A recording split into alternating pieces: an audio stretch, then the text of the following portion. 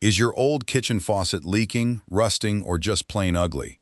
Replacing it yourself might sound scary, but I promise you, it's one of the easiest upgrades you can do in your kitchen. No plumber, no big bill. Today, I'm going to walk you step by step through how to remove your old faucet cleanly and safely. Stick around, because by the end of this, you'll be ready to drop in a brand new one like a pro. Hey friends, welcome back to the channel. If you're new here, I share simple DIY fixes that save you time, money, and a whole lot of stress around the house. Today we're tackling something a lot of people are scared to try, removing an old kitchen faucet. But trust me, once you see how straightforward it is, you'll wonder why you ever thought about calling a plumber. Let's get into it. Part 1.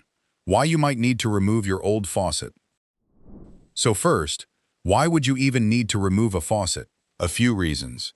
Maybe it's leaking no matter how many times you've tried to fix it. Maybe it's corroded, cracked, or just outdated.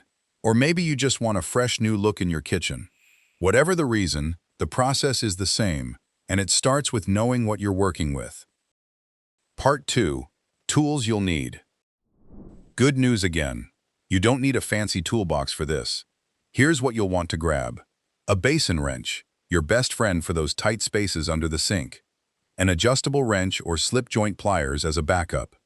A bucket or towel, because there will be some water. A utility knife or putty knife to break the old seal around the faucet base. A flashlight or headlamp, because under the sink is always darker than you expect. And a pad or cushion for your back. You'll thank me later. Part 3. Shut off the water first. Before you touch anything, shut off the water supply. You'll find 2 valves under your sink, one for hot, one for cold. Turn them both clockwise until they stop. Then go ahead and turn the faucet on to release any pressure and drain out the leftover water sitting in the lines.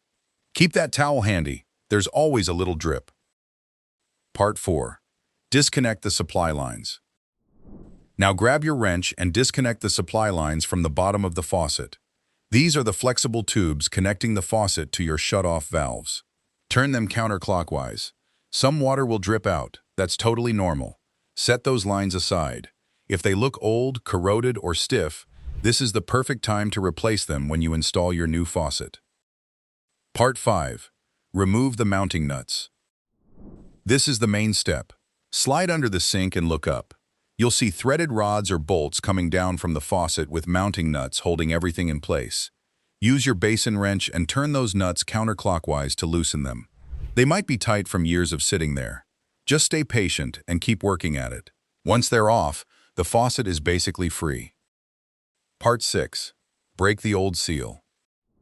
Now go back up top. Most old faucets have a layer of plumber's putty or silicone sealant around the base that's been sitting there for years. Use your putty knife or utility knife to gently break that seal. Go slowly around the edges. You don't want to scratch your sink surface. Once the seal is broken, the faucet should lift right out. Part 7. Clean up the area.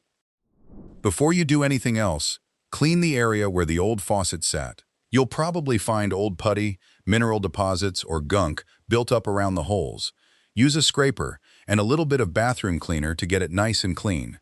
This gives your new faucet a fresh, flat surface to sit on and helps it seal properly. Don't skip this step. Part 8. Bonus tip. Since you're already under the sink, take a good look at your shutoff valves and drain pipes. If anything looks corroded, cracked, or dripping, now is the easiest time to deal with it. A 5-minute check now can save you from a surprise flood later. And just like that, your old faucet is out. Clean sink, fresh start, and you did it all yourself. Now you're ready to drop in your brand new faucet. If you want me to do a full video on installing the new one, drop a comment below and let me know. If this helped you out, smash that like button, subscribe for more DIY fixes, and share this with someone who's been putting off this project for way too long. I read every single comment, so let me know what you want to see next. Thanks for watching, and I'll catch you in the next one.